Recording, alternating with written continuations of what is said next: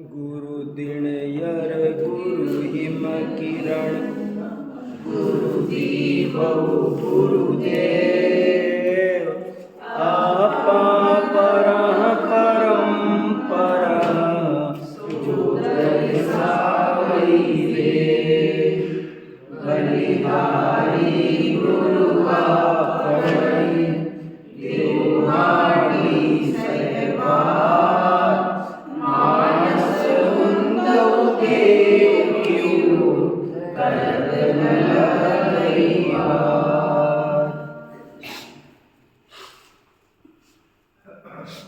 ये पाहुड़ दोहा नाम का अद्भुत ग्रंथ है जिसकी रचना आज से लगभग 1000 वर्ष पहले मुनि राम सिंह नाम के आचार्य ने की है और इसके 123 दोहों का स्वाध्याय हम कर चुके हैं। अब उससे आगे बढ़ेंगे और 123वां एक बार फिर से पढ़ लेते हैं, फिर 124वां पढ़ेंगे। बात क्या चल रही है वो समझना हो तो 122 को भी एक बार रिपीट करना पड़ेगा। बात ये चल रही है, 122वां दोहा पढ़ रहा हूँ। अशरीरः संधान क्यों सोधानक निरोध शिवतातिम जो संधियौ चिंतु। इस दोहे में ये कहा कि जिसने अपने अशरीरी तत्व को, शिव तत्व को, शुद्धात्मा को संधान कर लिया, देख लिया, पहचान लिया, वही जीवन में सबसे बड़ा पुरुषार्थी है, वही सबसे बड़ा धनुर्धर है, उसी वही कृतकृत्य हुआ है, वही निश्चिंत हुआ है।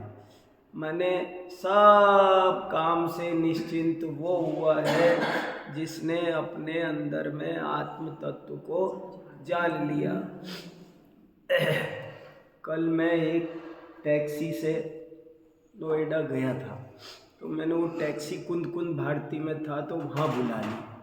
तो वो टैक्सी ड्राइवर मेरे से चलते वक्त पूछता है, ये आपके मंदिर में क्या लिखा हुआ है? वहाँ लिखा था, अपने स्वरूप का अनुसंधान करना ही सबसे बड़ा पुरुषार्थ है। ये लाइन वहाँ लिखी हुई है महाराज जी की। तो वो मेरे से पूछ रहा है, ये क्या लिखा हुआ है? मैंने कहा, ये तो बहुत ऊंची बात लिखी हुई है, तुमने पढ़ ली, ये बहुत बड़ी बात है। यहाँ वही लिखा है कि जीवन में जिसने अपने शिव तत्व को, अपने आत्म तत्व को जिसने खोज लिया, दुनिया सब कुछ कर रही है, सब कुछ पा रही है, पर वो सब वास्तव में क्षण भंगुर है, आसार है, पौद्गलिक है, उसमें कुछ दम नहीं है। हमने जन्म जन्म में ऐसा सब कुछ बहुत बार पाया, पर पाने लायक को नहीं पाया, देखने लायक को नहीं देखा। तो यहाँ ये कहा जा रहा है कि जिसने अशरीर का संधान कर लिया, वो टारगेट अचीव कर लिया। संधान कर लिया मैंने, दुनिया अपना टारगेट बनाती है सब, और टारगेट अचीव कर, कोई कहता है मैंने इस साल 100 केस का टारगेट बनाया है और मेरे 80 हो गए, तो अभी मुझे पूरा टारगेट अचीव करना है। हाँ, सब लोग टारगेट बनाते हैं कुछ कुछ, और उन टारगेट को प्राप्त करने के लिए सब प्लानिंग करते हैं। यहाँ कहा कि तुम ये बताओ कि तुमने शरीर रहित जो शिव तत्व तुम्हारे अंदर मौजूद है, उसको तुमने पहचाना, उसे टारगेट बनाया और उस टारगेट को अचीव कर पाया। नहीं चालू किए थे? चालू नहीं चालू नहीं, इसमें लाल तब तो तुम सच्चे धनुर्धर हो।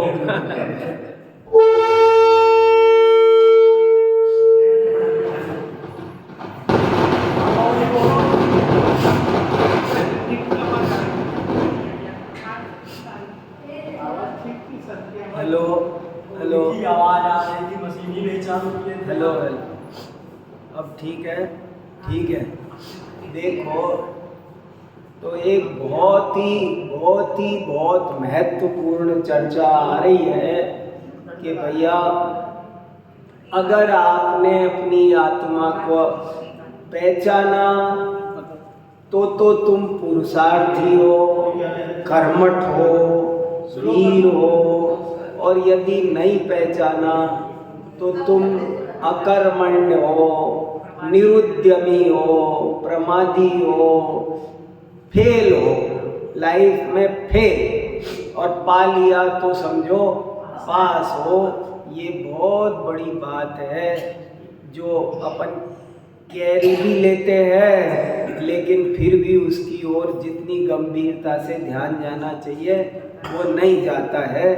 ये चर्चा यहाँ चल रही है और उसी चर्चा को आगे बढ़ाते हुए कह रहे हैं, आज मैंने जिन्होंने केवल रवि किरणों की पूजा लिखी है ना, बाबू जुगल किशोर जी जुगल, उन्होंने एक कविता लिखी है कि हमारा जीवन फालतू की बातों में कैसे कैसे चला जाता है और जो करने लायक काम है वो हम नहीं कर पाते हैं।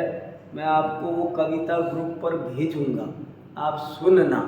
बहुत अच्छी कविता है कि हमारा मिट्टी में ही सारा जीवन चला जाता है और जो चेतन होते हुए भी चेतन की ओर हमारा ध्यान नहीं जा पाता है, वो बात यहाँ कही जा रही। बहुत अच्छी, सुंदर, महत्वपूर्ण आध्यात्मिक चर्चा चल रही है। और 123 में क्या कह रहे, देखो, हली सही काई करई सो तपण, जय पड़ बिंबण दी सही अपन, धंध वालुओ जग पड़ी हासई, तुम घर वही दी सही।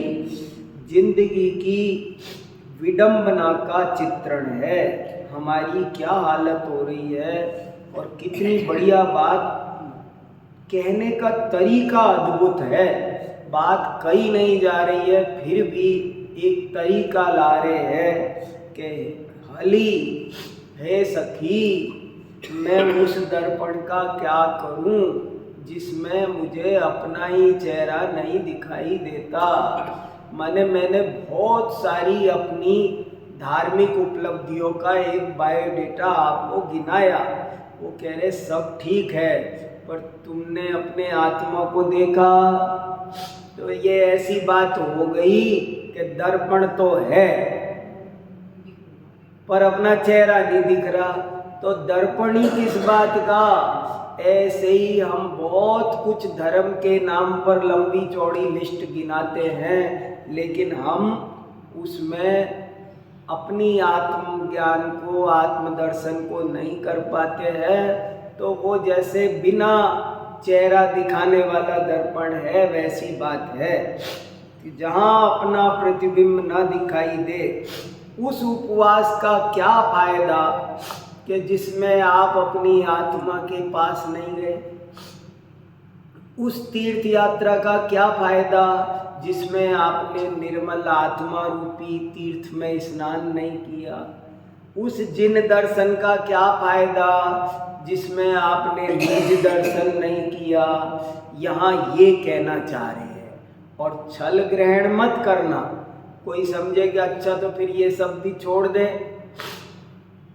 नहीं, ये नहीं छोड़ना है, बल्कि आपको इनके माध्यम से वो जो करने का असली काम है वो करना है। कल एक बच्चे ने भी एक प्रश्न पूछा। कल कुछ लोग वहाँ कुंद भारती आए थे और तो एक बच्चे ने प्रश्न पूछा, बोले ये ना पापा मुझे ये भी कहते हैं कि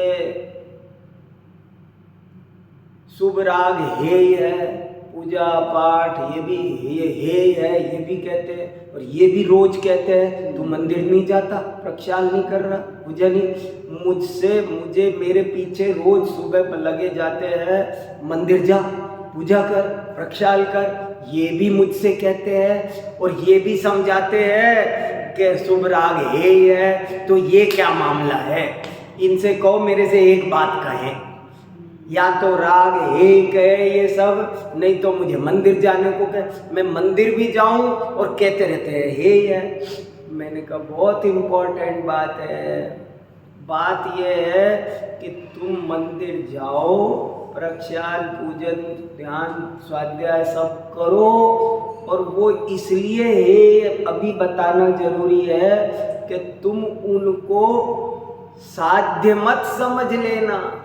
वे साधन हैं, उनके माध्यम से तुमको वीतरागता प्रकट करनी है। तुमको ये इसलिए बताना जरूरी है। ये अशुभ में लगे रहते हो, इसकी अपेक्षा वो उपादेय है। अशुभ से शुभ उपादेय है, लेकिन शुभ में अटकना नहीं है। इसलिए तुम्हें हे भी बताना जरूरी है, क्योंकि वहां तो हम बताएंगे नहीं। तुम जिस समय पूजा कर रहे हो उस समय तो तुम्हें प्रवचन सुनाएंगे नहीं। तो तुमको अभी बता रहे हैं कि पूजा करते समय भी तुम ये ध्यान रखना कि ये पूजा साध्य नहीं है, ये साधन है, इसके माध्यम से आगे बढ़ना है। ऐसे ही यहाँ कहा जा रहा है कि वो सब आत्मदर्शन के लिए है, वो किया तो सब सही है। और कितनी बड़ी बात नीचे की लाइन में लिख दी, मुझे तो सारी दुनिया पर हंसी आ रही है। देखो कवि क्या कह रहा है, आचार्य महाराज क्या कह रहे हैं, मुझे सारे धर्मात्माओं को देख देख कर हंसी आ रही है। क्यों हंसी आ रही है? बोले इन्होंने ऐसा खेल बना रखा है कि सब घर तो है पर घर का मालिक गायब है। दर्पण तो है मगर उसमें अपना चेहरा दिखता नहीं है। सार धंधवाल मो जग पड़ी सही, मुझे ये सारी दुनिया धंधे में लगी पड़ी है। आप थोड़ी सी नज़र करो, किसी की निंदा आलोचना की बात नहीं है। जितने लोग धर्म के क्षेत्र में लगे हैं वो भी ठीक है, गुण ग्रहण करना है और उनकी प्रशंसा करनी है, वो एक न्यारा दृष्टिकोण है। लेकिन वास्तव में देखा जाए तो बड़े बड़े कार्यक्रमों की, धार्मिक कार्यक्रमों की, आयोजनों की दिन प्रतिदिन दुर्दशा होती जा रही है।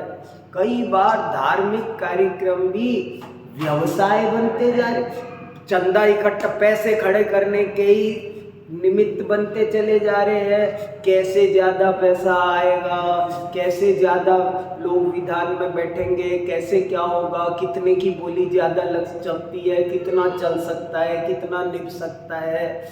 ऐसे देखा जाए तो कई दफ़े बहुत मन में दुख होता है, हंसी आती है कि ये दुनिया धर्म के नाम पर लगी हुई है, माइकों मंचों पर खड़ी है, पर धर्म तो कहीं दूर ही है। चित्त की कलुषता नहीं जा रही है, चित्त में विशुद्धि नहीं आ रही है।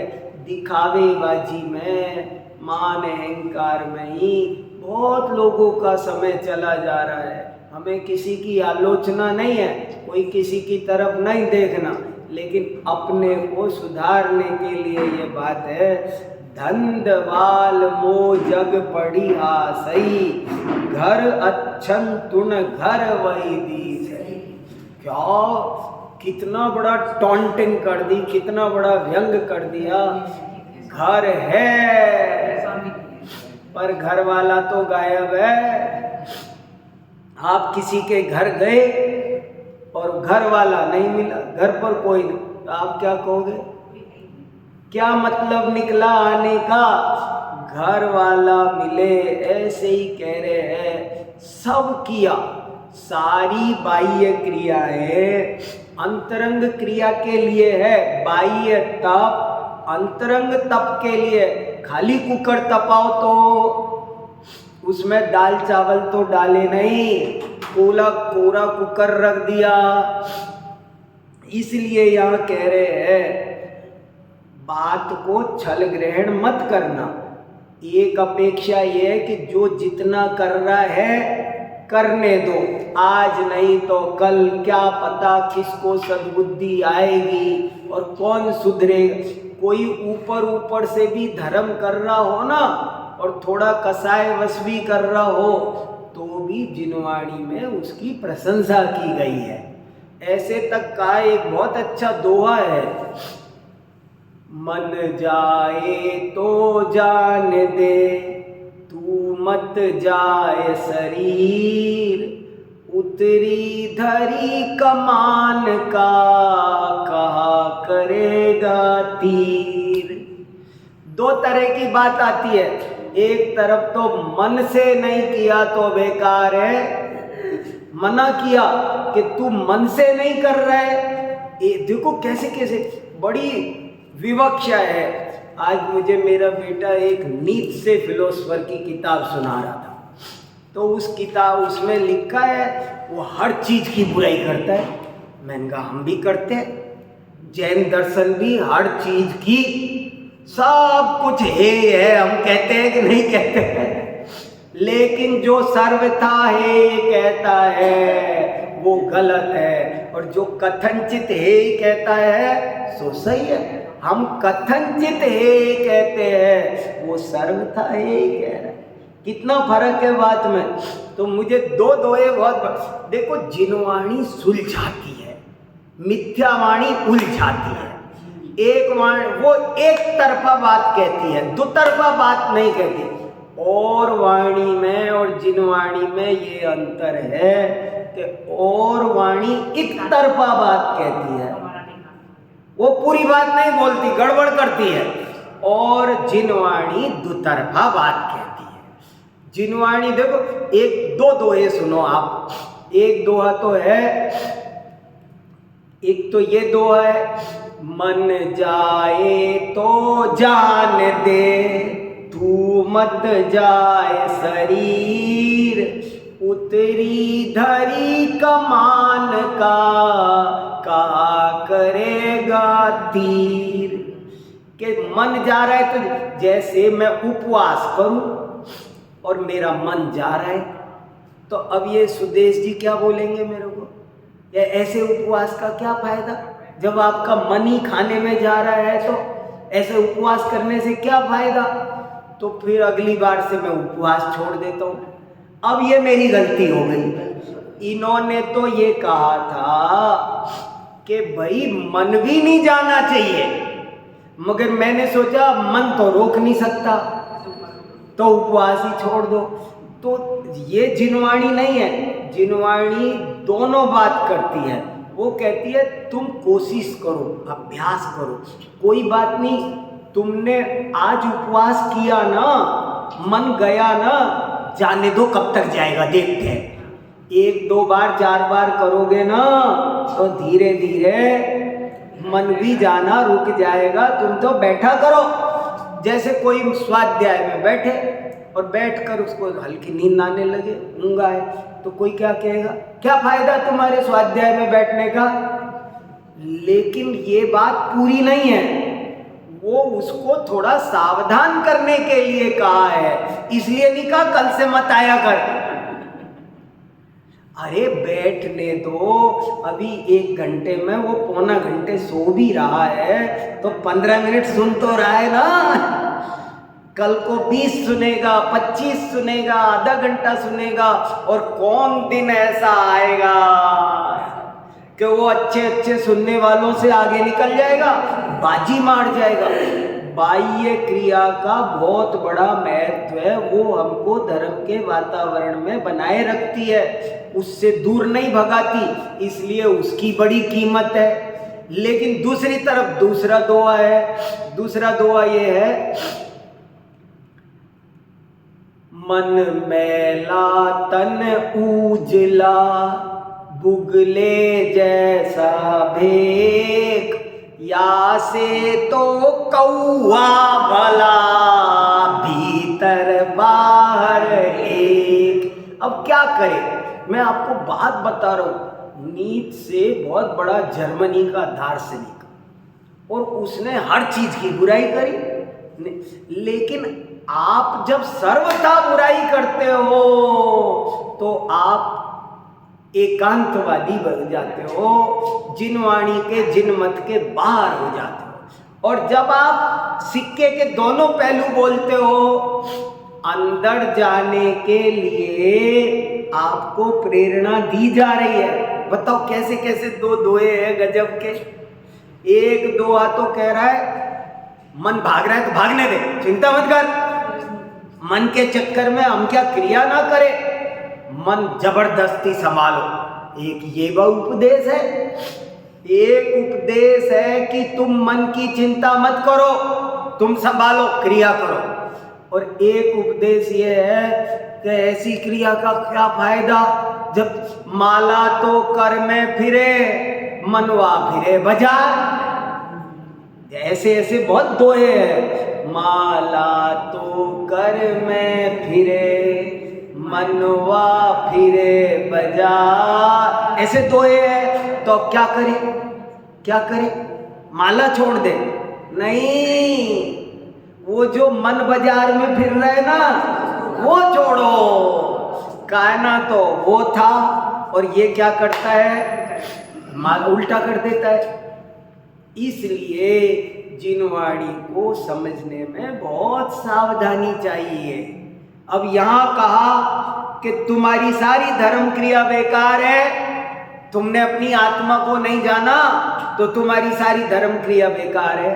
तुम क्या दान देते हो, क्या पूजा करते हो, क्या मंदिर बनाते हो, कोई फायदा नहीं है, आत्मा को नहीं जाना। तो अब इसका क्या मतलब समझे?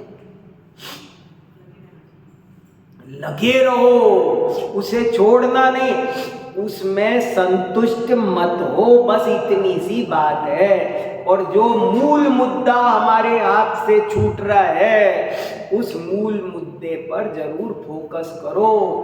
कभी भी आपको संतुष्ट नहीं हो। इसीलिए मुझे भट्टामर का एक श्लोक बहुत अच्छा लगता है। मानतुंगाचार्य कहते हैं, अल्पश्रुतं श्रुतवतां परिहासताम्।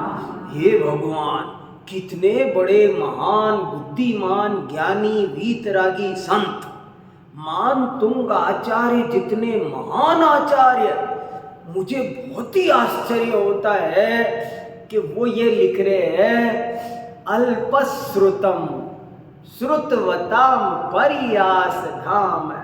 मैं तो बुद्धिहीन हूँ, मुझे कुछ आता नहीं, समझदार लोगों का हंसी का पात्र हूँ मैं हंसी का पात्र हूँ। अब और जिसको अब सोचो अपने अपने अंदर, अगर हमको ये लगता है कि हम कुछ हैं तो समझ लेना मामला गड़बड़ है। जो हैं वो कह रहे हैं हम कुछ भी नहीं है। पूज्यपाद आचार्य ने लिखा, पापिष्ठेन दुरात्मना जड़ धिया माया विना लोभिना। हे भगवान, मैं कौन हूं? पापी, दुरात्मा, जड़ बुद्धि, मायावी, लोभी। और ये ऐसे ही नहीं का फॉर्मेलिटी के लिए, वो वैसा फील करते हैं, ऐसा नहीं है दिखाने के लिए। जैसे हम लोग बोलते हैं ना, आज आप मेरी कुटिया पर पधारे, बोलते हैं, समझते हैं मैल, बोलते बरे आज हमने आपको अपनी कुटिया पर, आप हमारी बोल रहे कुटिया और समझ क्या रहे हैं। ऐसी फॉर्मेलिटी नहीं है, वो सचमुच फील कर रहे हैं। पापिष्ठेन दुरात्मना जड़ दिया माया बिना लोभिना राग द्वेष मली मसेन मनसा दुष्कर्मयं निर्मितम। क्या क्या बड़े लोग कैसे बड़े होते हैं, ऐसे ही बड़े नहीं होते। इसलिए यहाँ जो कुछ पाउड दोहा में कहा जा रहा है उसको गलत नहीं ग्रहण करना, छल ग्रहण मत करना कि नहीं तो सब गड़बड़ हो जाएगी। रहा सा आधार भी छूट जाएगा। शुभ राग को हे कहो और कोई शुभ को छोड़ के अशुभ में प्रवर्तन करे तो वो और इतो भ्रष्ट ततो भ्रष्ट हो जाएगा। देखो कितना बढ़िया। तो घर है पर घरपति गायब है। ये अपने को आध्यात्मिक ऊर्जा देने के लिए है। ये जो आपने अभी पूज्यपाद स्वामी को बोला, हाँ पापी स्टेज दूर हाँ जड़ दिया माया, हाँ बिना लो बिना, माया बिना, ये बिना क्यों लगे? माया बिना एक शब्द है। मैं मायावी हूँ। अच्छा, मायावी, हाँ ना अलग, ना उसके साथ है। तृतीया संस्कृत की तृतीया विभक्ति है तो इसलिए हाँ यहाँ चलाया था शुरू में यहाँ चलाया था। वो रखा भी होगा पन्ना, मैं आपको भेज दूंगा।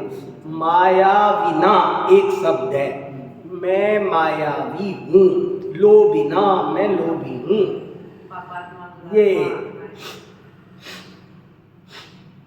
ये जो शब्द है मायावी ना अलग, नहीं ओरिजिनल शब्द है मायावी। फिर जब उसको संस्कृत में रूप चलाते हैं तो तृतीया विभक्ति एक वचन में रूप बनता है मायाविना। मतलब मुझ मायावी ने बहुत गंदे गंदे काम किए हैं, ऐसा उसका मीनिंग निकलता है। चलो 124 में पढ़ते हैं। जसु जीवन्तः मणुवौ पंचेन्द्रियः समान सो जानी जय मोक्कलौ लब्धौ पौनिवान। जसु माने जिसके, जीवंत जीते जी। मरने के बाद तो सब मरते हैं, लेकिन जिसकी इंद्रियां जीते जी मर जाए। मुझे एक दोहा कबीर का और बहुत अच्छा लगता है। यही कबीर दास ने पाउड दोहा जरूर पढ़ा है, गारंटी से पढ़ा है। कबीर के दोहे में 50 दोहे इसमें से है। 50 दोहे पाउड दोहा में से है। और जो दूसरा है ना बलिहारी गुरु, वो तो दूसरा है। ऐसे कि ऐसे बलिहारी गुरु आपने, वो वैसे की वैसे है। तो इसलिए देखो क्या है वो कबीर का दोहा। जीवन से मरना भला जो मर जाने को, मरने पहले जो मरे अजर अमर वह होए। बहुत सुंदर लग, मुझे इतना भाव भाषित होता है इसमें। क्या बोला? जीवन से मरना भला, जीना बढ़िया कि मरना? पूछो 140 करोड़ भारतीयों से कि भैया मरना अच्छी बात है कि जीना? और यहाँ क्या लिखा? जीवन से मरना भला जो मर जाने को, लेकिन मरना आना चाहिए। मरना जीवन से भी बढ़िया होता है यदि आपको मरना आता हो। कि इसमें क्या आने की बात है? ये भी कोई जीवन सीखा जाता है, मरना थोड़ी सीखा जाता है। बोले नहीं, मरना सीखा जाता है। बोले क्या सीखना? मरने पहले यदि मरे अजरे अमर वह होए। मरने से पहले मर जाओ। मर के तो सब मरते ही हैं, मर के तो सारे संयोग छूटेंगे ही, मर के तो सारे काम धंधे भाग दौड़ छूटेगी। अभी मुझे डॉक्टर उठा के 1 महीने डाल दे। मान लो मैं ऑफिस से आ रहा था अब कोई छोटा एक्सीडेंट हुआ, पैर में चोट लगी और मुझे 1 महीने के लिए भर्ती कर दिया एम्स में और सफदरजंग में ले जा करके। अब 1 महीने की फुर्सत मिल गई कि नहीं? और वैसे कोई कहे कि आज जरा फुर्सत, थोड़ा स्वाध्याय के लिए समय निकाल, नहीं नहीं मुझे टाइम नहीं है, तब टाइम नहीं है। वहाँ पड़े हुए 1 महीना होता, अब टाइम कैसे निकला? सब निकल जाता है। जब जिंदे हो रहे हैं तब तो भाग दौड़ मची पड़ी है, जरा धर्म ध्यान को समय नहीं निकालते। मंदिर के लिए बहाना, स्वाध्याय के लिए बहाना, व्रत उपवास के लिए बहाना, और वहाँ डॉक्टर डाल दे और कह दे अब तुम 2 दिन कुछ खाना नहीं, परसों ऑपरेशन होना है। हाँ ठीक है, तो पड़ा रहेगा कि नहीं? पानी भी नहीं पीना है, आज रात पानी भी नहीं पीना है, कल ऑपरेशन होना है, तो रह जाते कि नहीं? और जिनवाणी कह रही है कैसे कैसे। आज डॉक्टर साहब ने एक बहुत अच्छा वीडियो भेजा, देखो हम लोग स्वाध्याय करते हैं, ये जो क्रीम के बिस्किट आते हैं ना, इनमें बहुत जीव जंतु होते हैं, मैं वो भी ग्रुप पर डालूंगा, आप देखना। क्या देखो, अपना खान पान भी शुद्ध रखो। आजकल बाजार में बहुत बुरी आग लगी हुई है, लोगों को सिर्फ पैसे कमाने से मतलब है, स्वास्थ्य भी खराब होता है, हिंसा भी होती है, 2 तरफा मार है। मैंने उसमें वो क्रीम के बिस्किट आते हैं ना, ये इनमें वो कीड़े, चलते हुए कीड़े हैं, लेकिन आपको देखने पड़ेंगे थोड़े बारीकी से, और की कोई बात खाए जा रहे। अरे भैया, ये मनुष्य जीवन, अहिंसा धर्म मिला, पानी तक तो छान के पीते हैं, और 2 इंद्री 3 इंद्री जीव उसमें होते। हिंसा होती है भयंकर, किसी जीव को दुख नहीं पहुंचा रहे, जान से मार रहे हैं, कितनी हिंसा हो रही है। और स्वास्थ्य भी भयंकर खराब होता है, कभी आ गए में लपेटे में तो जीवन मुश्किल हो जाएगा, नहीं हो रहा तब तक नहीं हो रहा, ऐसे भयंकर लपेटे में आएंगे।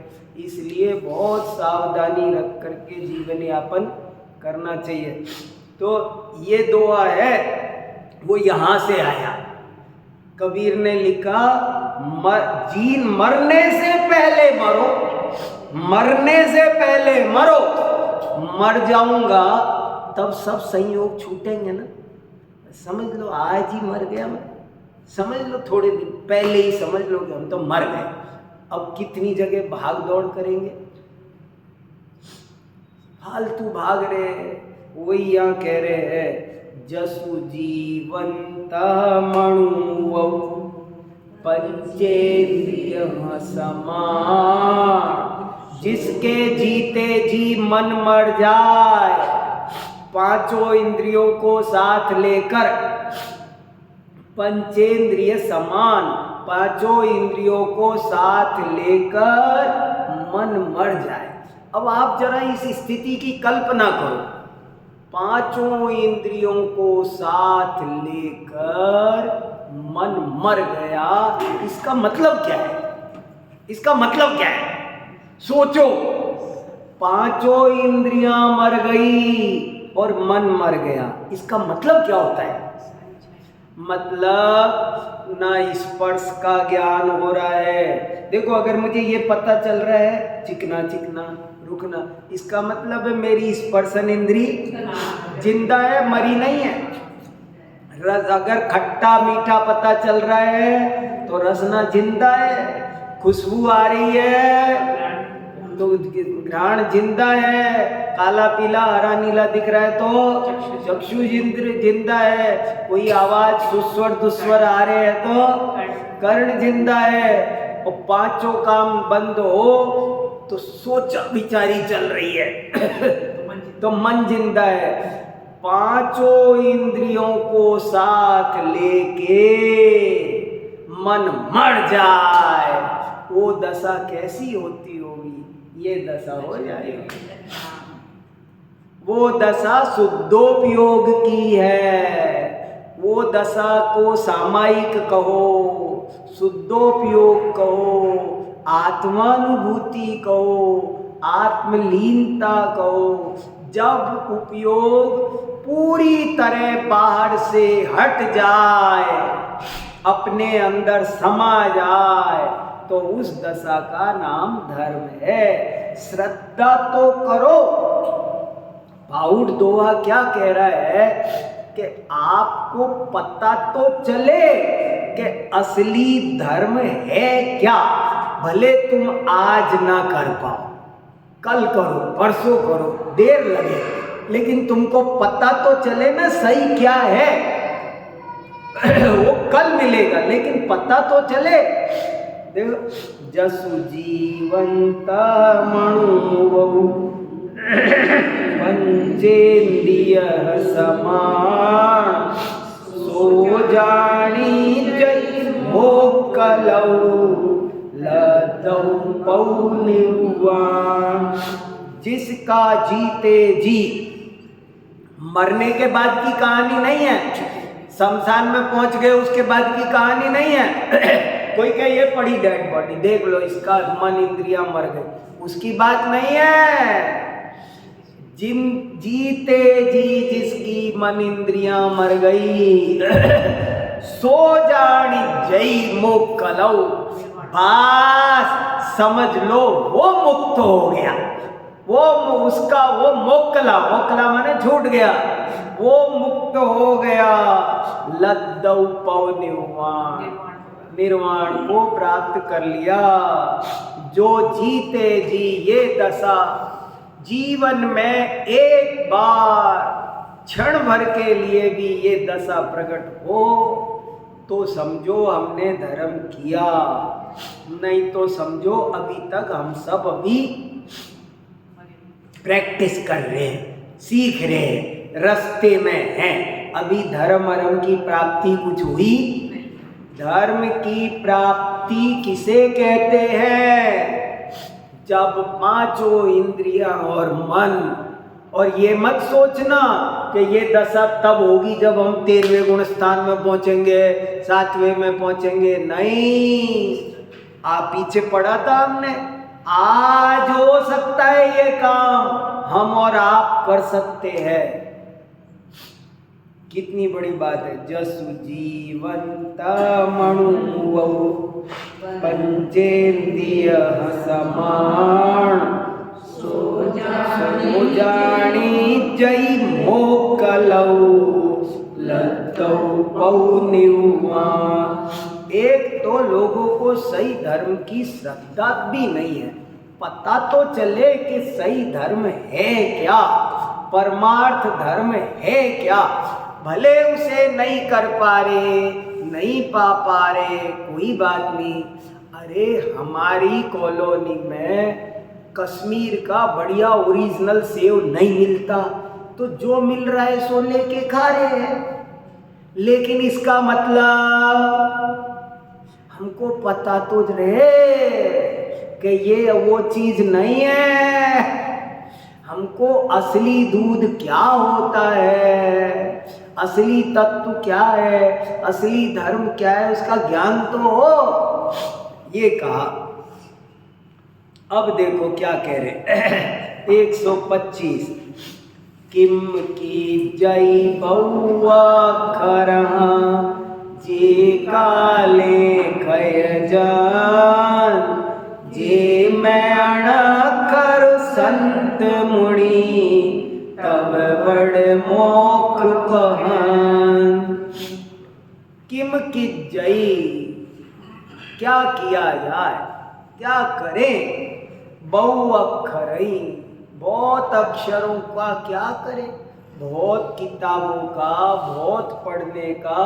कोई कहे मैं बहुत पढ़ता हूँ, मैंने इतने 1000 किताबें पढ़ी, मैं इतने घंटे पढ़ता हूँ, तू कह रहे किम की जई, क्या करे? तुम बहुत देर पढ़ते हो। देखो फिर छल ग्रहण मत करना।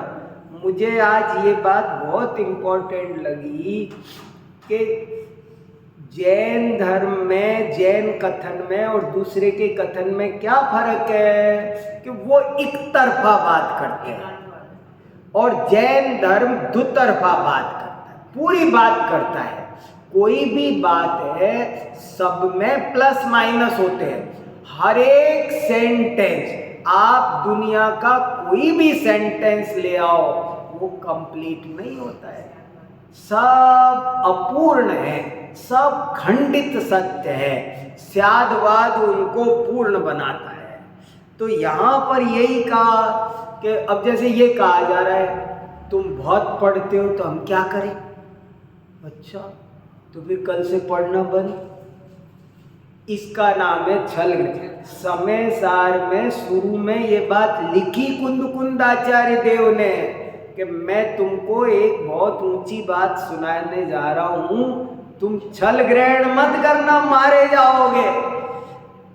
हम तुमको ऊपर उठाना चाह रहे हैं और तुम उल्टे और नीचे गिर जाओगे, तो ये तो काम खतरनाक हो जाएगा। ऐसे ही यहाँ अब ये पढ़ने की निंदा कर रहे हैं कि मैं कि जई बउआ करई जे काले खय जान। क्या करे बहुत पढ़ाई का, जो कि समय आने पर क्षण भर में, काल में, थोड़े से दिन में खय जनती। कितना पढ़ा और एक स्क्रू दिमाग का ढीला हो जाता, सब स्वाहा, भूल जाते हैं ना, पल भर में भूल। बड़े बड़े विद्वानों को सब भूलते देखा है। क्या होता है? तो क्या कहते हैं, बहुत पढ़ने से क्या तेल निकला? क्योंकि ये जो क्षयोपशम ज्ञान है, ये जो बौद्धिक ज्ञान है, ये भी क्षणभंगुर है। जैसे बारी संयोग क्षणभंगुर है, ऐसे ही अब मैंने बहुत अच्छे से राइटिंग बनाना सीखा था। मेरी ऐसी राइटिंग थी जैसे किताब में छपे हुए अक्षर फेल हो, लेकिन अब राइटिंग बिल्कुल खराब हो गई। चले गए सब, अब हाथ हिल जाता है जब लिखता हूँ तो क्या हुआ? ये सब दुनिया भर की विद्याएं, नाना बेहतर कलाएं, सब क्षणभंगुर है। आप कितनी भी कला सीखो, लेकिन वो कलाएं एक दिन इसी जन्म में, जो चीजें बचपन में थी, बहुत बढ़िया मेहंदी लगाना आता है, बहुत बढ़िया वेटर बनना आता है, क्या क्या सीखते हैं, और फिर सब छूटता है कि नहीं छूटता है? आखिर छूट जाता है ना सब। अब नहीं होता, अब हाथ में दर्द है, अब कमर में दर्द है, अब झुका नहीं जाता, अब दिखता नहीं है। नहीं, मैं ऐसी सिलाई, ऐसे कसीदा निकालती था, वो कसीदे कहाँ गए? सब गए ना। तो कह रहे ऐसी विद्या का क्या करे जो थोड़ा समय में नष्ट हो जाती है। जैसे पैसा क्षणभंगुर है, जैसे वो भौतिक संपत्ति जैसे क्षणभंगुर है ना, ऐसे ही ये बौद्धिक संपत्ति भी क्या है, कितना लगा करके, कितनी मेहनत करके सब कंप्यूटर क्या सीखते हैं, और थोड़े दिन में ही आउट ऑफ डेट हो जाता है। नए आ जाते हैं, अपडेट वर्जन आ जाते हैं, और ज़्यादा से ज़्यादा थोड़े दिन नौकरी करा लो, रिटायर होने का टाइम आता है तो फिर वो सब योग्यताएं किम की जई बउआ करहा जे काले खय जान। जे में अणखर संत मुड़ी तब बड़ मोख कहंत। जिसके द्वारा वो अनक्षर आत्मा पहचानने में आए, वो विद्या पढ़ो। देखो क्या उस अक्षर ज्ञान का क्या करे जो थोड़े समय बाद क्षय हो जाता है। अरे उस विद्या को सीखो जो अनक्षरी है, अक्षरातीत है, शब्दातीत है, ग्रंथातीत है, उसको पढ़ो। ये ज्ञानी कहते हैं, संत कहते हैं। और उस अक्षर अनक्षरी विद्या को पढ़ा तब तो तुमको मोक्ष प्राप्त हुआ, नहीं तो अब ये 3-4 दोहे आ रहे हैं, 5 दोहे आएंगे अभी। और अब इस बात पर जोर डाला जाएगा, प्रकाश डाला जाएगा कि क्या पढ़ना, कैसे पढ़ना, इस पर भी तो ध्यान दो। एक तो शुरू में सबको पढ़ने की प्रेरणा दी जाती है, पढ़ो पढ़ो। सो सबको पढ़ना तो आ जाता है, पढ़ो पढ़ो। कई बार ऐसी भूल हो जाती है कि बस पढ़ने के लिए पढ़ रहे, कोई किताब मिली और पढ़ लिए बस। अरे पढ़ने के नाम पर भी बहुत लोग ठगा रहे हैं। देखो और कामों में तो ठगा ही रहे हैं, जो फालतू दुनियादारी के कामों में लगे हैं ना, दुकान मकान बना रहे हैं, वो तो गड़बड़ चल ही रही है, वो तो मोक्ष मार्ग की विरोधी क्रिया है ही। लेकिन पढ़ने में भी अगर क्या पढ़ना और कैसे पढ़ना ये नहीं जाना तो तुम्हारा पढ़ना भी बेकार जाता है। मुझे अभी एक किताब भेजी एक आदमी ने, बोले आप ये किताब पढ़ो। मैंने उनको फ़ोन किया, मैंने कहा आपने ये किताब तैयार की है, आप मुझे ये समझाओ कि मैं ये किताब पढ़कर क्या सीखूं, क्या लिखा है इसमें, क्या बात कहना चाहते हैं। मैंने देख ली उसको, देख के फ़ोन किया। अरे वो मुझे यूनिवर्सिटी में प्रमोशन के लिए किताब लिखनी थी, करा दी है, बाकी इसमें कुछ दम नहीं है। तो मैंने कहा आपने काहे को लिखी है ये, काहे को टाइप। मैंने कहा अपना, आप जानते हो इस मनुष्य जीवन का एक एक मिनट सौधर्म इंद्र की के वैभव से भी ज़्यादा कीमती है। मैंने कहा तुमने ये 200, मैंने ये साफ साफ बताया उनको कि ये 200 पेज, मेरे प्रवचन भी सुनते हैं उन्होंने, ये फिर सुनेंगे तो कहेंगे मेरी बात सुना रहे हैं। मैं बता रहा हूँ आपको, 200 पेज की किताब लिख दी और लिख करके खुद ही कह रहे तो बेकार है, यूं ही मैंने तो टाइम खराब, क्या करूँ। वो यूनिवर्सिटी में प्रमोशन के लिए कोई ये किताब देनी थी, दे दी। और मैंने कहा इसमें तो सब कुछ गड़बड़ सड़बड़ लिखा है, अशुद्ध भी बहुत लिखा है, ये भी ये बातें। अरे वो कुछ नहीं, वो ऐसे ही क्या करे, जल्दी में जैसा हो जाता है। तो मैंने कहा ये किताब मैं पढ़ूं। मैंने कहा मैं उठा के रद्दी में डाल रहा हूँ। मैंने रद्दी में डाल दी वो किताब। तो किताबों के नाम पर भी आज दुनिया में जितनी किताबें हैं, मैंने एक कविता लिखी है, किताबों पर एक कविता लिखी है मैंने, और उसमें ये लिखा है कि लाइन याद आएगी, वो लिखा है कि सब जगह किताबों के नाम पर कूड़ा करकट भी बहुत सारा भरा हुआ है, कागज समय शक्ति सबका ही दुरुपयोग ये करते हैं। क्या फायदा। तो पढ़ो पढ़ो के नाम पर भी बहुत चीटिंग हो रही है इस आदमी के साथ में। पढ़ो पढ़ो, बस कुछ भी पढ़ो, क्या पढ़ना, कैसे पढ़ना, ये भी सीखना बहुत जरूरी है, नहीं तो फिर आपके साथ धोखा हो जाने वाला है। अगर ये नहीं समझे ना कि कैसे पढ़ना और क्या पढ़ना, तो फिर धोखा हो जाएगा। देखो अब ये 4-5 दोहे इस बात को लेकर के आएंगे कि क्या पढ़ना। और हाँ भाई साहब बताओ, आपने छोड़ दी क्या पढ़ना, कैसे पढ़ना नहीं, आचरण में उतारना, कहा है वो कैसे में आ गया ना, कैसे में आ गया, कैसे पढ़ना। पढ़ने की एक कला होती है, खाली ऊपर से पढ़ने का नाम पढ़ना नहीं है।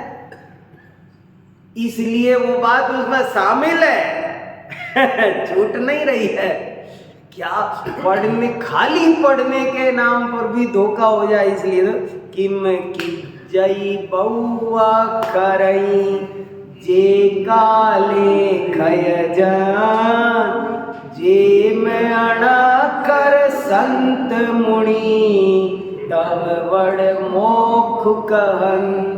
जो चीज पढ़ने की है, असली तत्व ज्ञान सीखने की है, वो तो सीखी नहीं, और दुनिया भर की बातों में तुमने अपनी समय शक्ति बर्बाद की, तो फिर क्या फायदा, उससे मोक्ष मार्ग बनता नहीं। ये बहुत अच्छे 3-4 दोहे हैं, पर अब समय हो गया, कल पढ़ेंगे, अगली बार पढ़ेंगे। चलिए। एक चीज और पूछ लें। हाँ जी जी जी। इससे पिछला दोहा है, हाँ इसमें इंद्रिय की बात आई और मन की बात आई। हाँ। तो पहले इंद्रिय संयम होगा तभी मन संयम होगा, या कैसे होगा? इंद्रिय और मन संयम, संयम के 2 भेद किए, इंद्रिय मन संयम को एक में लिया है। संयम 2 प्रकार का है, एक प्राणी संयम, एक इंद्रिय संयम। मन संयम नाम का कोई तीसरा संयम नहीं है। इंद्रिय में ही मन को गर्वित किया है, 5 इंद्रियां वर्क ना करे और मन भागता रहे, तो वो इंद्रिय संयम भी नहीं है। मन भी इंद्रिय है, मन को भी 6ठी इंद्रिय कहा है, वो भी अंतःकरण। ये 5 इंद्रियां बहिकरण है और मन अंतःकरण है। करण माने इंद्रियां, तो मन इंद्रिय से बाहर की चीज नहीं है। जब कहते हैं कि इंद्रियों को जीतो, तो वहां ऐसा नहीं है कि इंद्रियों को ही जीतो, मन रहने दो, मन भी उसमें शामिल है। चलो।